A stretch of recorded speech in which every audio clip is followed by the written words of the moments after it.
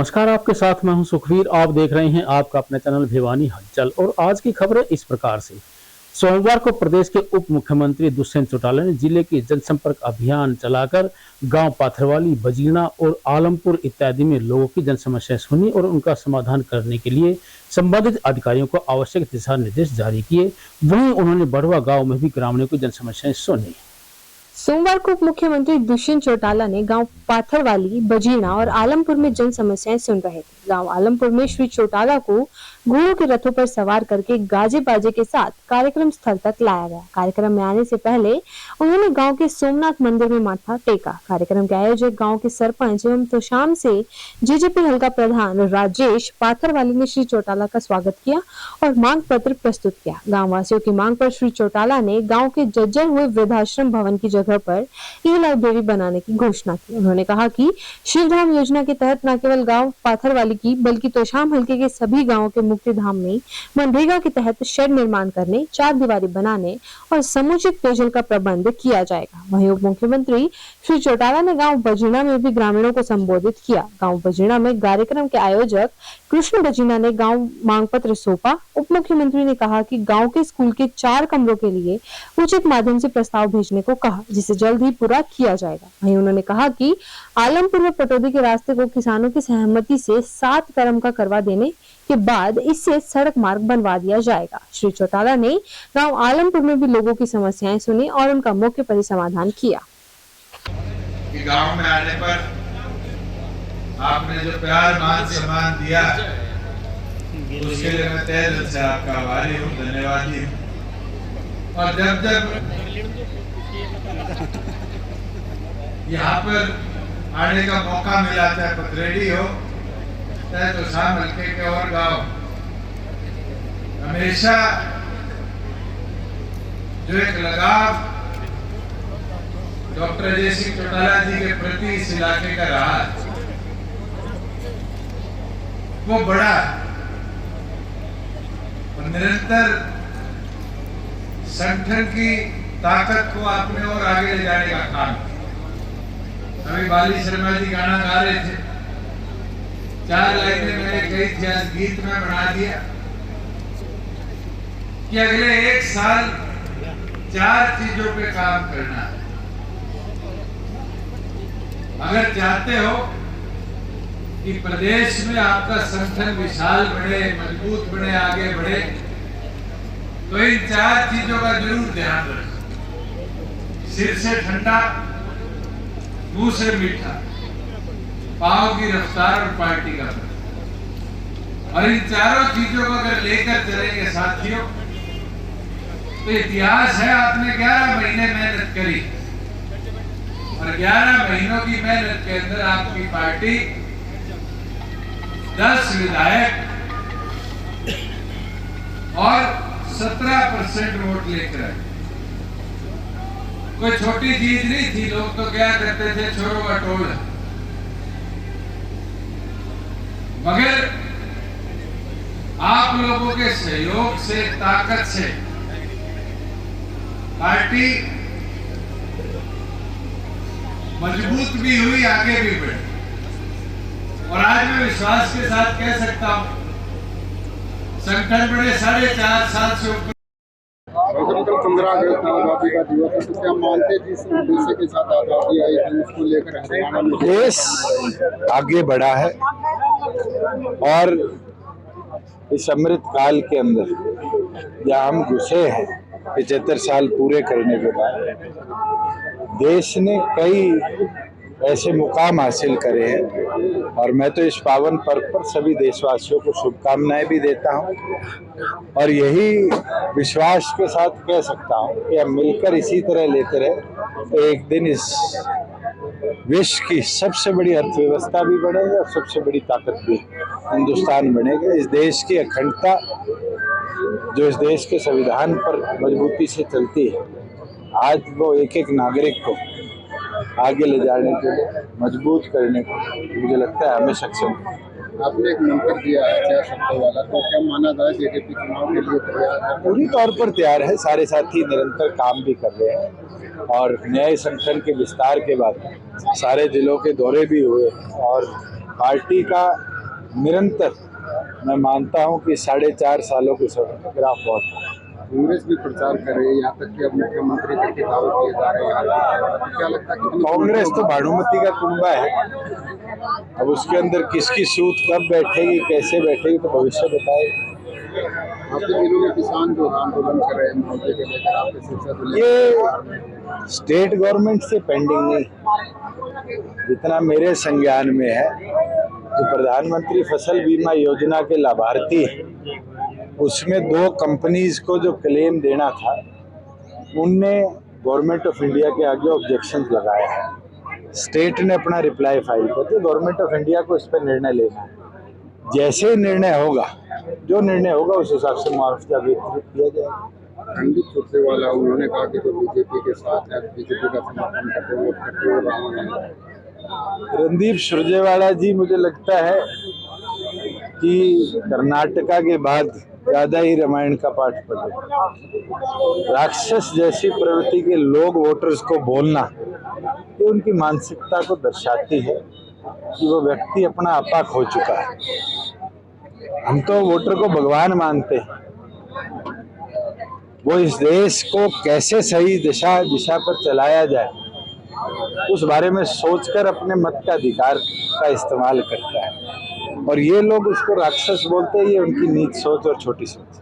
CIA staff प्रथम ने Lawrence Bishnoi gang के 5 सदस्यों को गिरफ्तार करके बड़ी कामयाबी हासिल की है। इस बारे में टीम इंचार्ज ने बताया कि उनके द्वारा पकड़े गए आरोपियों से 3 पिस्तौल, 70 जिंदा कारतूस व 3 मैगजीन बरामद की गई है। वहीं उन पर मामला दर्ज करके आगामी कार्रवाई आरंभ कर दी गई है। सोमवार को पुलिस अधीक्षक भिवानी ने अपने कार्यालय में पत्रकारों से बातचीत करने के दौरान बताया कि जिले में आपराधिक गैंग से जुड़े अपराधियों के विरुद्ध प्रभावी पुलिस कार्रवाई करते हुए दिनांक 13/8/2023 को सीआईए स्टाफ प्रथम भिवानी के इंचार्ज निरीक्षक योगेश कुमार के नेतृत्व वाली टीम के इंचार्ज सहायक उप निरीक्षक आनंद कुमार ने बापोड़ा से सुई बलियारी रोड से विश्वसनीय सूत्रों से प्राप्त सूचना के आधार पर रेड करके एक ठेके के पास से लॉरेंस बिश्नोई गैंग के 5 गुर्गों को गिरफ्तार करने में सफलता हासिल की है। वहीं पुलिस अधीक्षक भिवानी ने मीडिया के द्वारा आमजन को जानकारी देते हुए बताया कि जिला भिवानी में किसी भी प्रकार के संगठित अपराध या किसी भी गैंग के सदस्यों को सक्रिय नहीं होने दिया जाएगा। जिले में आम जनता व व्यापारी वर्ग को किसी भी आपराधिक प्रवृत्ति के व्यक्ति से डरने की जरूरत नहीं है। जिले में शांति व्यवस्था बनाए रखने के लिए जिला पुलिस को सहयोग करे व किसी भी संदिग्ध व वांछित अपराधियों की सूचना तुरंत जिला पुलिस को डायल 112 पर दें। 15 अगस्त के उपलक्ष्य में करीब 1 हफ्ते से लगातार हमारा हाई अलर्ट जारी था और सभी संदिग्ध व्यक्तियों की एवं संदिग्ध स्थानों की जानकारी के लिए उन पर नज़र रखने के लिए हमारे मुखबर भी सभी अलर्ट थे और हमने जिला वासियों से भी अपील की थी और हमारी पुलिस फोर्स भी लगातार जो है टीमें बनाकर इन जगहों पर चेकिंग कर रही थी।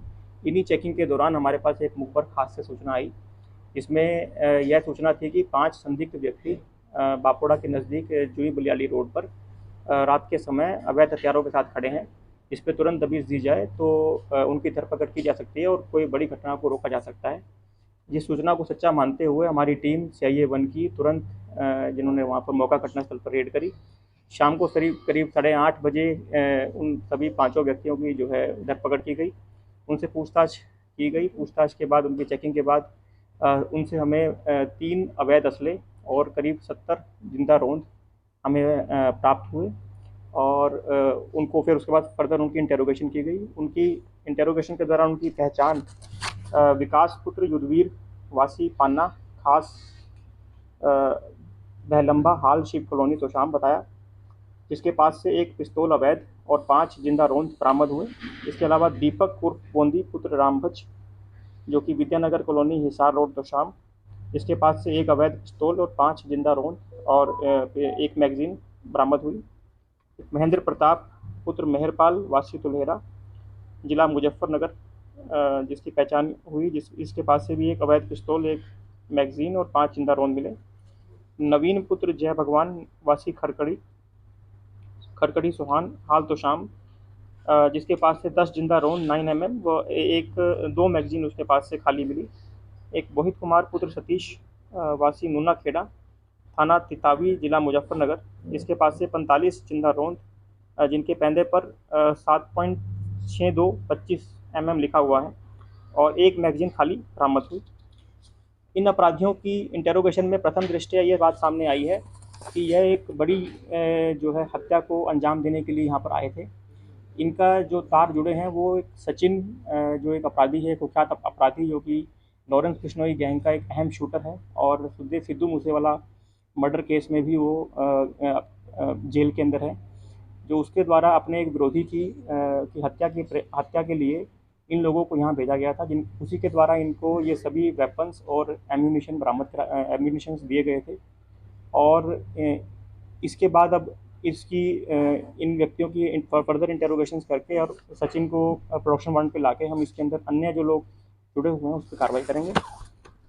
इनके आपराधिक रिकॉर्ड की अगर बात करें तो इसके अंदर जो आरोपी विकास है उसके ऊपर अभी तक 3 मुकदमे दर्ज हैं, जिसमें एक हत्या का आरोप और हत्या का प्रयास और 2 एक्साइज एक्ट के मुकदमे दर्ज हैं। जो आरोपी दीपक है उसके ऊपर एक मर्डर का मुकदमा ऑलरेडी दर्ज है, जिसका ट्रायल भी ऑलमोस्ट कंप्लीट हो चुका है। आरोपी जो सचिन है, पुत्र सुरेंद्र वासी बोहल, थाना भवानी खेड़ा, इसके ऊपर तकरीबन 12 मुकदमे अब तक की पूछताछ से सामने आए हैं।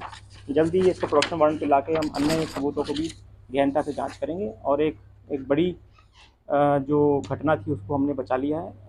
15 अगस्त के दिन इनका ये टारगेट था कि 15 अगस्त को इन्होंने अपने जो इनका टारगेट पॉइंट है उसको मारना है।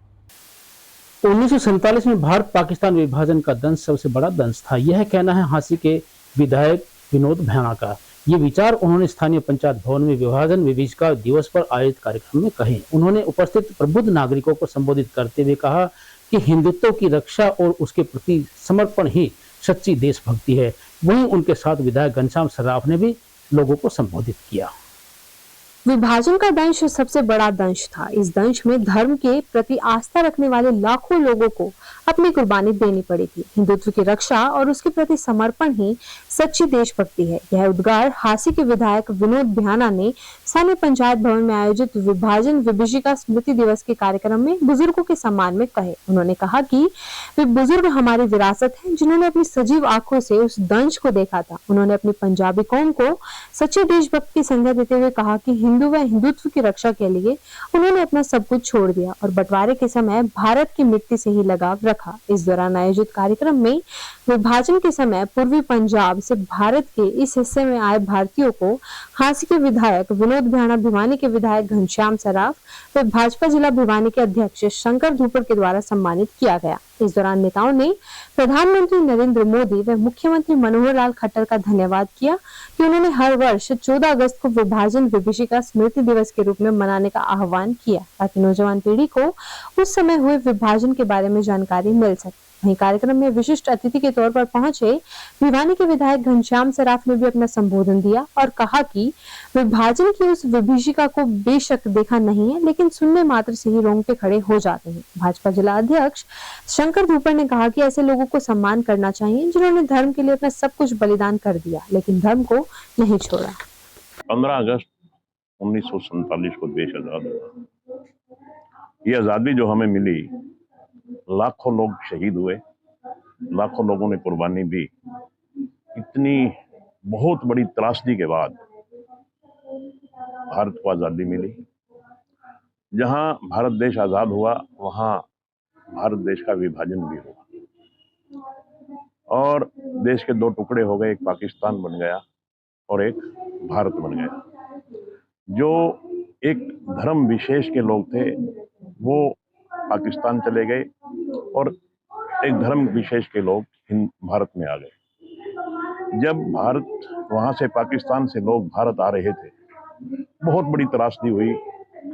हमारी बहन बेटियों की इज्जत पे हाथ डालने का प्रयास हुआ और जितने भी हिंदू लोग पाकिस्तान से इधर आ रहे थे, जगह जगह मार काट करके उनको मारा गया। पता नहीं अनगिनत लोग इसमें शहीद हुए। दुर्भाग्य ये रहा, देश आजाद हो गया मगर उनकी शहादत को किसी ने याद नहीं किया, उनको किसी ने श्रद्धा सुमन अर्पित तक करने का काम नहीं किया। मैं धन्यवाद करता हूं हमारे देश के प्रधानमंत्री श्री नरेंद्र मोदी जी का, जिन्होंने लाल किले की प्राचीर से आज से 2 साल पहले आह्वान किया कि देश आजाद हो गया 15 अगस्त को, मगर उनकी शहादत को याद करने के लिए 14 अगस्त का दिन विभाजन विभीषिका के नाम से मनाया जाएगा, हर वर्ष मनाया जाएगा। उससे पहले इतने साल हो गए देश को आजाद हुए, उन जो त्रासदी हुई थी, जिन लोगों ने शहादत दी थी, उनको किसी ने याद नहीं किया। तो इसके लिए मैं समझता हूं हमारा बहुत बड़ा दुर्भाग्य था। नरेंद्र मोदी जी ने उनको न केवल याद किया, बल्कि 14 अगस्त का नाम विभाजन विभीषिका के नाम से रख दिया कि हर वर्ष हम पूरे भारतवर्ष में हर डिस्ट्रिक्ट हेडक्वार्टर पे विभाजन विभीषिका दिवस मनाएंगे। देखिए, हमने विधानसभा में जरूर आवाज उठाई थी, मगर जब कानून की जरूरत पड़ेगी, मैं समझता हूं केवल आवाज उठाने से ही 90% फर्क, आज मेरे ख्याल में कोई 10% लोग कहीं गांव में देहात में अनपढ़ लोग कहते हो तो शरणार्थी अलग बात है, केवल आवाज उठाने से ही जिस बात का असर हो जाए तो फिर मुझे नहीं लगता कोई कानून बनाने की जरूरत हो। आज आप स्वयं इस बात के गवाह हैं कि जो पहले शरणार्थी शब्द का प्रयोग किया जाता था उसमें 90% कमी आई है, सिर्फ 10% है। वो भी अगर जरूरत पड़ेगी तो कानून बनवा लेंगे, माननीय मुख्यमंत्री जी से कह के विधानसभा में फिर आवाज उठा करके, मगर अभी तक ऐसा मुझे नहीं लगता कि कोई जरूरत हो।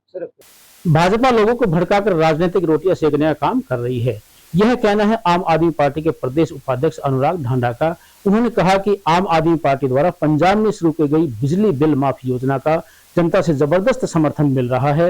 वहीं उन्होंने वर्तमान प्रदेश सरकार पर नागरिकों की मूलभूत सुविधा प्रदान नहीं करने का आरोप लगाया।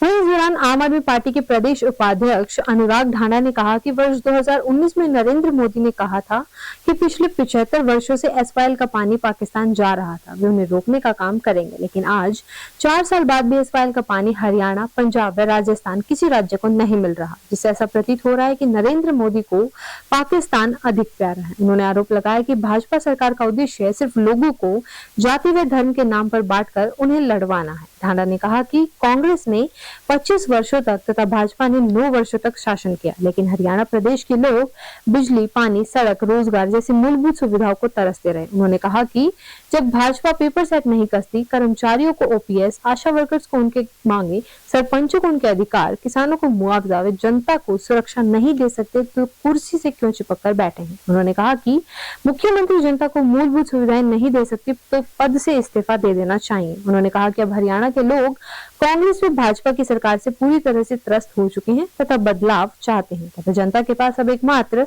विकल्प आप ही बचा है। भिवानी पहुंचकर सब कार्यकर्ताओं से चर्चा, विचार विमर्श किया तो ये बात सब लोगों के सामने चर्चा में आई कि भिवानी के अंदर आज के दिन में अव्यवस्था का राज है और पूरे भिवानी की जो दुर्दशा है वो सिर्फ इसी वजह से है कि यहाँ पर लोगों ने बीजेपी, कांग्रेस, ये पुरानी पार्टियों के साथ एक्सपेरिमेंट कर करके देखा और वो सारे एक्सपेरिमेंट फेल हो गए हैं। भिवानी में सबसे बड़ा मुद्दा जो आज लोगों के जहन में है वो भिवानी शहर के साथ लगता इतना बड़ा डंप यार्ड बना दिया है। सारा कूड़ा आसपास का इलाकों का लाके वहां पे डंप किया जाता है। शहर को कूड़ा घर में तब्दील करने की एक कोशिश चल रही है। उसके खिलाफ भिवानी के अंदर लोगों के मन में गुस्सा है, उसके खिलाफ लोग आवाज उठा रहे हैं। भिवानी की सड़कों का बुरा हाल है। अभी मैं आया तो सारी सड़कें, आप कॉलोनियों में चले जाओ, बाहरी रोड देख लो, सारे टूटे पड़े हैं बुरी तरह से। पीने के पानी की व्यवस्था खराब है। जो मूलभूत सुविधाएं हैं, कुछ भी हो, बिजली की स्थिति आप देख लीजिए, घंटों घंटों कट लगते हैं यहाँ पे। तो जो मूलभूत सुविधाएं हैं, जिसके लिए कोई भी आम आदमी वोट देता है, जिसके लिए कोई भी आम आदमी सरकार बनाता है, उन मूलभूत सुविधाओं में भिवानी पूरी तरह से फेल नजर आ रहा है आज के दिन में। इसलिए एक आमूलचूल परिवर्तन की जरूरत है। आम आदमी को अपनी सरकार बनाने की जरूरत है।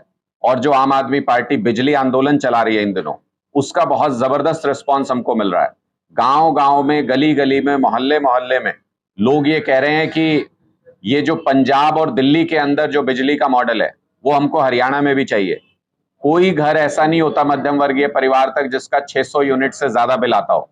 यानी लोगों को अब ये बात समझ में आ रही है कि 600 यूनिट तक का कंजम्पशन अगर मैं करूंगा और आम आदमी पार्टी की सरकार होगी तो मेरा बिजली का बिल 0 आएगा, मेरा कोई बिजली का बिल नहीं आएगा। भिवानी खैरडी मोड़ पर स्थित Spain based IT company laser can India के द्वारा आजादी के अमृत महोत्सव के अंतर्गत NHAI के 152D कि जलेबी चौक स्थित विभिन्न धार्मिक स्थानों पर तिरंगा फहराया गया। इस अवसर पर उपस्थित कंपनी के सभी कर्मचारियों को तिरंगे भी वितरित किए गए।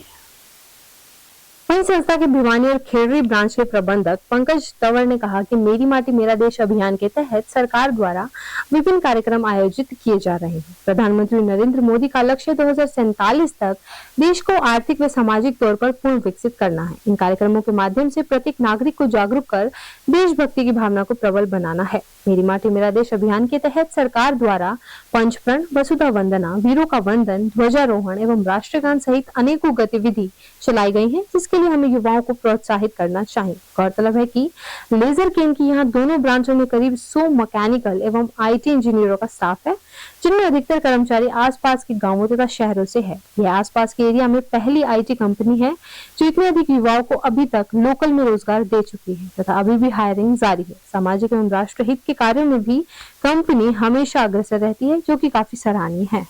आजादी के अमृत महोत्सव की कड़ी में स्थानीय TIT वरिष्ठ माध्यमिक विद्यालय में स्वतंत्रता दिवस समारोह को मनाते हुए विशेष कार्यक्रम का आयोजन किया गया। इस अवसर पर विद्यालय प्राचार्य डॉक्टर DP कोशी की अध्यक्षता में आयोजित कार्यक्रम में इंडोनेशिया के जकार्ता से पहुंचे सुरेंद्र शर्मा, अलका शर्मा और राष्ट्रीय स्वयंसेवक संघ के प्रांत मुख्य मार्ग प्रमुख प्रदीप कुमार ने बतौर मुख्य अतिथि पहुंचकर बच्चों द्वारा प्रस्तुत देशभक्ति कार्यक्रम की सराहना की और पौधारोपण भी किया।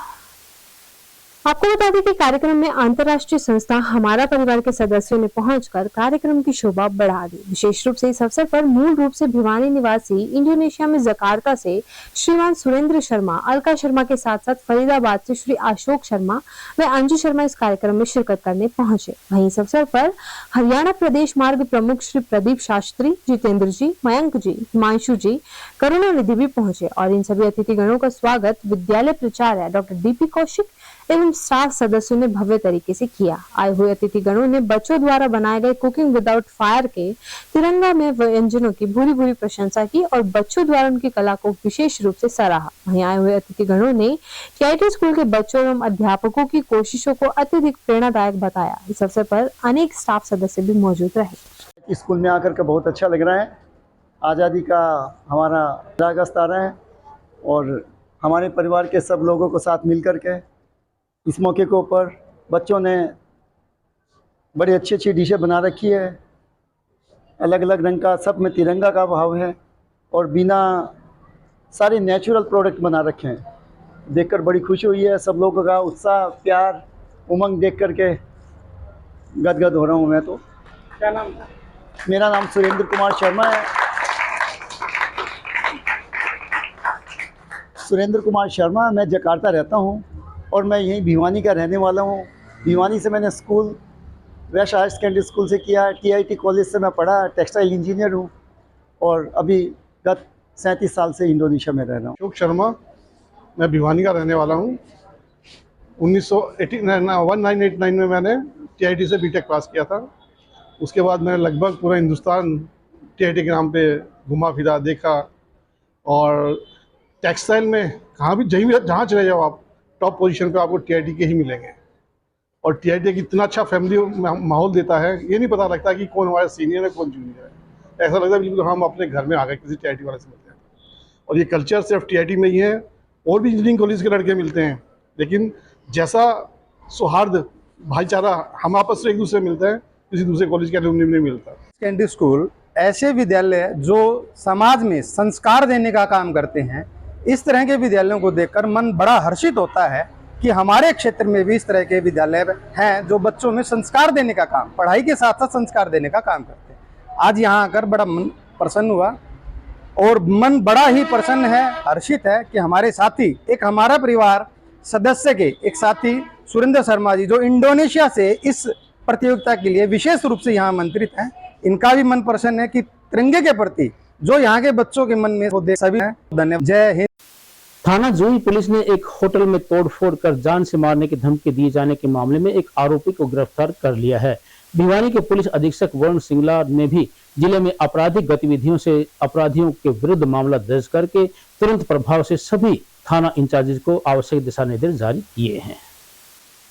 गौरतलब है कि मामन निवासी विनोद ने थाना जूही कला पुलिस को एक शिकायत दर्ज करवाई थी, जिसमें शिकायतकर्ता ने पुलिस को बताया कि उन्होंने लोहारू भिवानी रोड पर एक होटल किया हुआ है, जिस पर दिनांक 12/8/2023 की रात के समय एक मोटरसाइकिल पर 4 लड़के उनके होटल पर खाना खाने के लिए आए थे। जो खाना खाने के बाद खाने के रुपए मांगने पर सभी लड़कों ने होटल में तोड़फोड़ करके रुपए छीन कर जाते समय जान से मारने की धमकी देकर गए। इस शिकायत पर पुलिस ने संबंधित धाराओं के तहत अभियोग थाना जूही कला में दर्ज किया है। दिनांक 12/8/2023 को थाना जूही कला को इस संबंध में सूचना मिलने के कुछ घंटे में एक आरोपी को गिरफ्तार कर 2 औपचारिक बालकों को पुलिस अभिरक्षा में लिया गया है। गिरफ्तार किए गए आरोपी की पहचान पीरूपुत्र मुंशी निवासी कल्याणा जिला चरखी दादरी के रूप में हुई है। जांच इकाई के द्वारा अभियोग में 4000 रुपए, 3 डंडे व वारदात में प्रयोग की गई एक मोटरसाइकिल को बरामद किया गया है। जांच इकाई के द्वारा आरोपी पीरू को माननीय न्यायालय में पेश किया गया, जहां माननीय न्यायालय आरोपी को जिला कारागार भेजने के आदेश दिए गए हैं।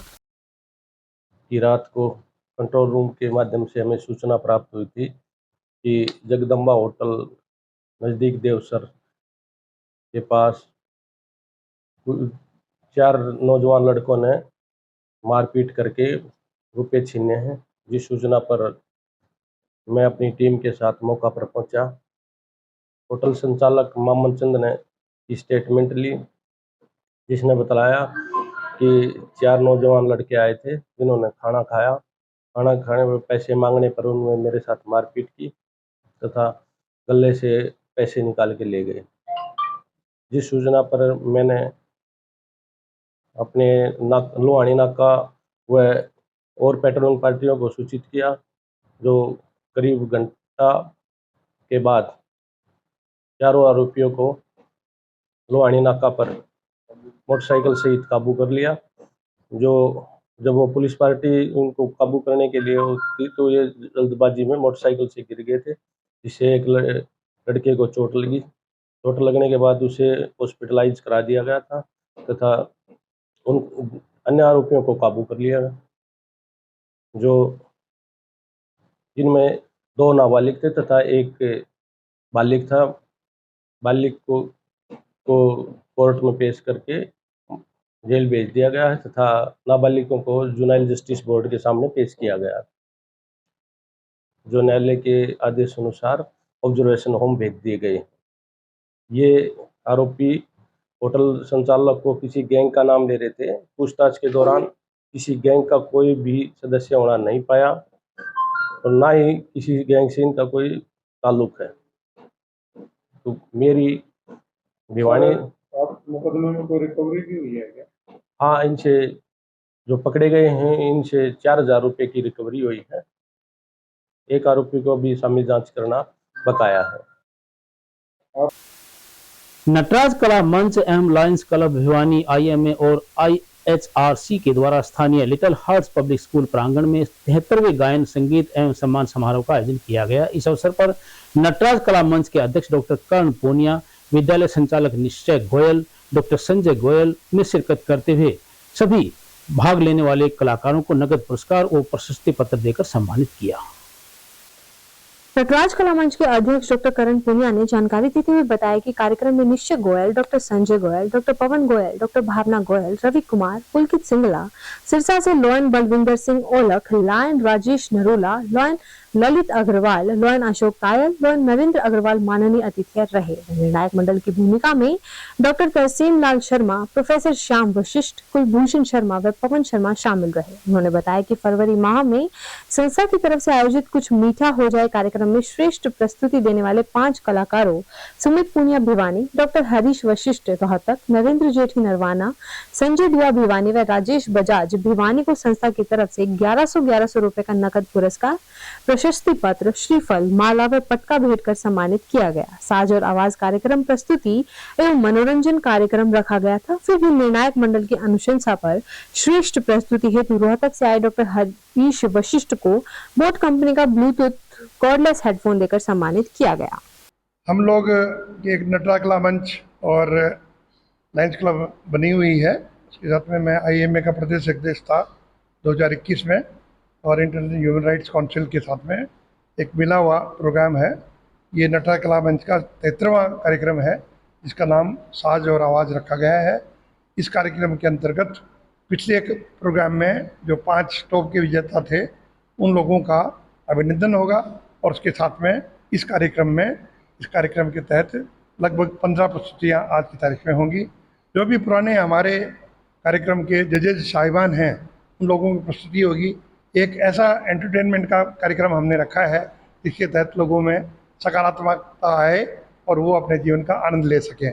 इस कार्यक्रम के तहत हम लोग बच्चों को, यहाँ के शहर वालों के बाहर को जो कलाकार होते हैं गायन के क्षेत्र में या नृत्य के क्षेत्र में या नाटक के क्षेत्र में, उन सबको मंच देते हैं।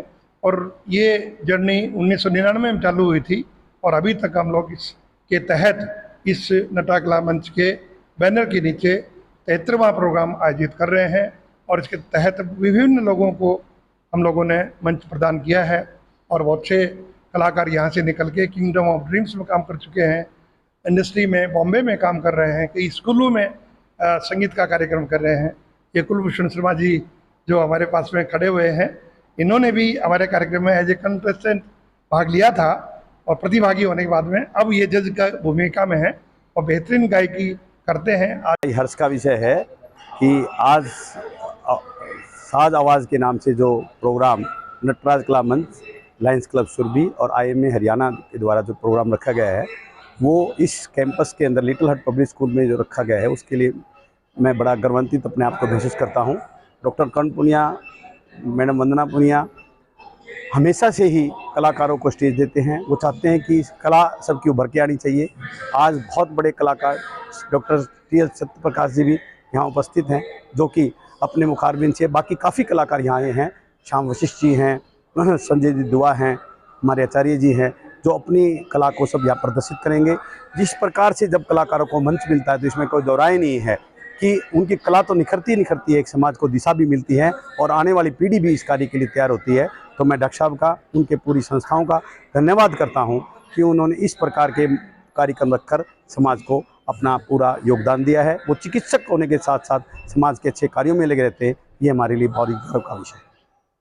सोमवार को स्थानीय हलवासिया विद्या विहार प्रांगण में विभाजन विभीषिका दिवस के अवसर पर एक कार्यक्रम का आयोजन किया गया। इस अवसर पर जिला शिक्षा अधिकारी नरेश मेहता व विद्यालय प्रशासक दीवान चंद्र रहेजा ने देश के विभाजन में शामिल लोगों व उनके प्रभाव के बारे में विस्तार से बच्चों को जानकारी प्रदान की।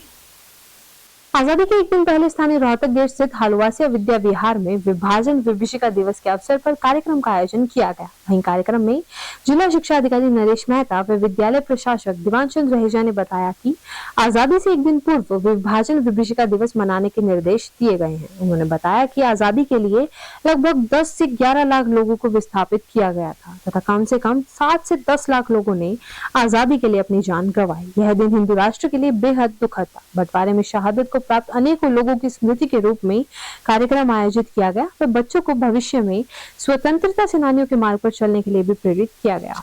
आज का जो दिन है वो विभाजन विभीषिका दिवस के रूप में हम लोग मना रहे हैं।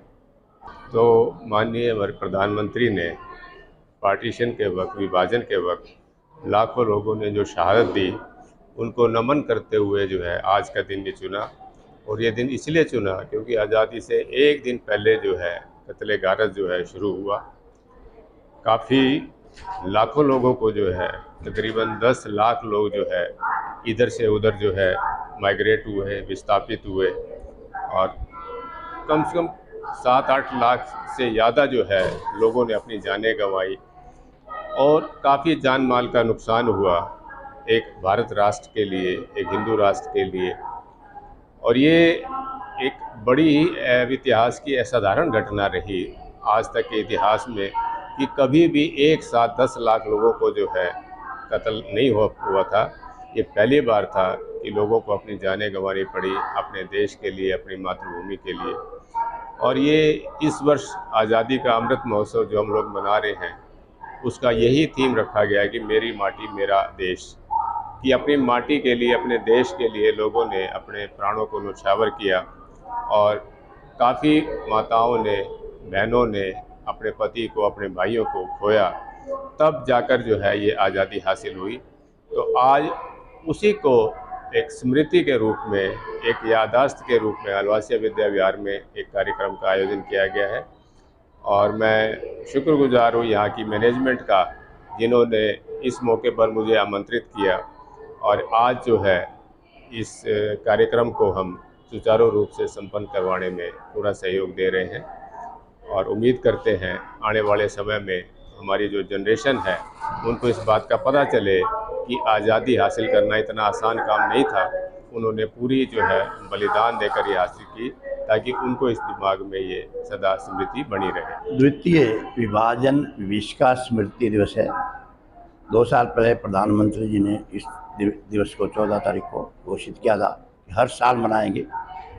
ये तो मैं सौभाग्य समझता हूँ कि हमारे प्रधानमंत्री ने 75 साल से जो सोई हमारी आत्माएं थी, जो हमारा साथ जो ज्यादती हुई थी, सब भूल चुके थे उनके त्याग को, और वो याद दिलाया और बताया कि पार्टीशन के टाइम ये पाकिस्तान का बनना, देश के टुकड़े होना और एक ही वर्ग पे लाखों लोगों का मरना विभीषिका से कम नहीं था। वो कत्लो का, वो जुल्म, वो बलात्कार, वो हत्याएं, वो अंग भंग जो हमारे पाकिस्तान से हमारे हिंदू भाई छोड़ के आए सब कुछ, और जो विभीषिका थी सब दफन हो चुकी थी।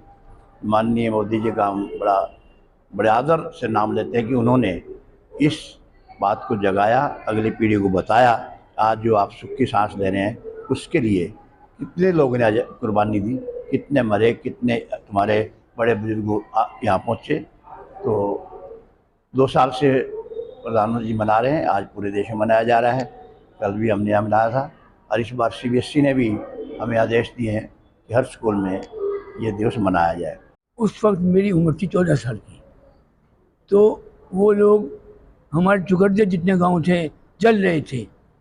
हमने एक हॉल था, बहुत बड़ी वो थी बिल्डिंग, उसमें इकट्ठे हो गए थे। हमने संदेश भेजा, उनको बुलाया जो बाकी लोग हमारे, और चुकरदे हमारे आग जल रही थी। आज हमारा जख्म कुछ ठीक हुआ है। मोदी जी की बड़ी मेहरबानी है जिन्होंने हमें समझा है। अब तक हमें किसी ने समझा कि हम भी इंसान हैं, हमारी कितनी कुर्बानी है। हमें आज भी आंसू आते हैं। वो याद कर, मेरी माताएं बहनें सब ने अपने गहने उतार के दे दिए, वो ले गए।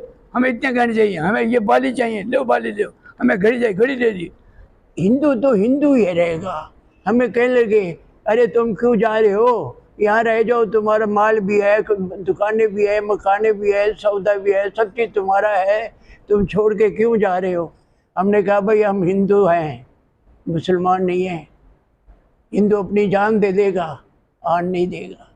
इस वजह से हम लोग परवाह नहीं। अरे बोला नाम बदल दो, करना क्या है, नरूला की बजाय नूला की बजाय आप लिख दो खान लिख दो, बस इतना तो फ़र्क है कि खान लिख दो और बैठे रहो, सब चीज़ आपकी है। हम कहना भी हम ईमान नहीं बेचते, हम तो अपना हिंदुस्तान चाहेंगे। और हिंदुस्तान में दिवाली वाले दिन हम लोग बड़े खुशकिस्मत है कि दिवाली वाले दिन ही हमने पैर अपना। सोमवार को राष्ट्रीय त्योहार स्वतंत्रता दिवस की पूर्व संध्या पर उड़ान फाउंडेशन के सदस्यों व बच्चों के द्वारा आजादी का उत्सव मनाया गया। इस अवसर पर आयोजित की गई कविता पाठ प्रतियोगिता, भाषण व प्रश्नोत्तरी प्रतियोगिता में संस्था के 90 बच्चों ने भाग लेकर अपनी पेंटिंग के माध्यम से देशभक्ति का संदेश दिया। वहीं इस अवसर पर श्री राम सेवा समिति अध्यक्ष सुरेंद्र शर्मा ने भी कार्यक्रम में शिरकत की। इस अवसर पर शहर के लगभग 90 जरूरतमंद बच्चों ने चित्रकला प्रतियोगिता में हिस्सा लेकर कार्यक्रम को और अधिक शानदार बनाया। अनेक बच्चों ने अपनी प्रस्तुति, कविता, भाषण एवं प्रश्नोत्तरी के माध्यम से देकर कार्यक्रम में और जान डाल दी। इस अवसर पर श्री राम सेवा समिति के अध्यक्ष श्री नरेंद्र शर्मा जी एवं जाने माने सामाजिक उद्योगपति श्री सुशील बुवानीवाला जी भी बच्चों को आशीर्वाद देने एवं उत्साहवर्धन के लिए पहुंचे। उन्होंने बच्चों को बताया कि कैसे इस बार का स्वतंत्रता दिवस कुछ खास है, क्योंकि आज से 1 महीने पहले हमारे देश ने चंद्रयान 3 का प्रक्षेपण किया था, जो कि अपने आप में एक मिसाल बनेगी। उन्होंने हमारे देश के वीर जवान जो कि बॉर्डर्स पर 24 घंटे हमारी सुरक्षा के लिए तैनात रहते हैं, वीर सैनिकों की अनेक गाथाएं एवं किस्से सुनाकर बच्चों को प्रोत्साहित किया। साथ ही साथ श्री सुशील बुवानीवाला ने कहा कि बच्चों को अपने तिरंगे का और अपनी आजादी का सम्मान करना चाहिए। दिवस की पूर्व संध्या पे उड़ान फाउंडेशन द्वारा एक कार्यक्रम रखा गया है, जिसमें जरूरतमंद बच्चों को और जो टैलेंटेड बच्चे हैं जो 134A के तहत सरकारी स्कूलों में या दूसरे स्कूलों से आके एडमिशन लेके हैं, उनके टैलेंट को उभारने के लिए एक्चुअल में ये प्रोग्राम किया गया है। और इसमें उड़ान फाउंडेशन जो है सनातन धर्म से जुड़ा हुआ और इसके अलावा गरीब बच्चे या ज़रूरतमंद बच्चों के लिए कार्य करती है। समय समय पर पौधारोपण या दूसरे समाज के भलाई के लिए भी कार्य करते हैं। सबसे खास बात यह है कि उड़ान फाउंडेशन स्पेशली महिलाओं द्वारा चलाया गया एक कार्यक्रम है और ये पूरा संस्था जो है महिलाएं चलाती है। आज के इस पूरे फंक्शन में इन बच्चों को सबको गिफ्ट भी दिए जाएंगे, रिफ्रेशमेंट भी दिए जाएंगे। इसके अलावा समय समय पर समाज की सेवा से जुड़े ज़रूरतमंद व्यक्तियों के लिए, वृद्धों के लिए, बच्चों के लिए ये संस्था समय समय पर काम करती रहती है। स्वतंत्रता दिवस के अवसर पर उड़ान फाउंडेशन ने अपने गरीब बच्चों के लिए इनको कभी मौका नहीं मिलता, आज मौका दिया है, तो इनको अवार्ड दिए जाएंगे और स्वतंत्रता दिवस के बारे में बताएंगे और कंपटीशन किया गया है। सभी को आज उड़ान फाउंडेशन की तरफ से स्वतंत्रता दिवस की पूर्व संध्या पर एक ज़रूरतमंद बच्चों के लिए ड्राइंग कंपटीशन कराया गया है, जिसमें बच्चों ने डिफरेंट टाइप्स की ड्राइंग बनाई है। जैसे उन्होंने भारत माता की तस्वीर बनाई है, हमारा लाल किला बनाया है, हमारा नेशनल फ्लैग, हमारा जो राष्ट्रीय झंडा है तिरंगा, वो भी बनाया है। तो ये जो संस्था है वो सामाजिक, धार्मिक एवं सांस्कृतिक संस्था है जो समय समय पर ज़रूरतमंद बच्चों के लिए इस प्रकार के कार्य करती रहती है, ताकि इन बच्चों को वो प्लेटफॉर्म मिल सके जो इन बच्चों को नहीं मिल पाता। इस संस्था के द्वारा और भी कई कार्य किए गए हैं, जैसे नंदीशाला में सवा मणि लगाना, और इसी पिछले महीने ही जो सावन मास चल रहा था उसमें हम लोगों ने एक मुहिम स्टार्ट की थी, जिसमें हम लोगों ने बेलपत्र, शमी के वृक्ष, आंवले के पेड़, ये सारे वृक्षारोपण का कार्य भी शुरू किया था। स्थानीय कोट रोड पर स्थित निर्माणाधीन दक्षिण काली नवदुर्गा मंदिर प्रांगण में नवदुर्गा सेवा सहयोग संस्था के द्वारा पौधे वितरण कार्यक्रम का आयोजन किया गया। इस अवसर पर पहुंची उर्मिला श्री सैनी ने उपस्थित नागरिकों को 101 तुलसी के पौधे वितरित किए। वहीं उन्होंने कहा कि आगामी समय में उनके द्वारा 1100 तुलसी के पौधे वितरित किए जाएंगे। आज की खबरों में बस इतना ही। अब मुझे दीजिए इजाजत। देखते रहिए आपका अपना चैनल भिवानी हलचल।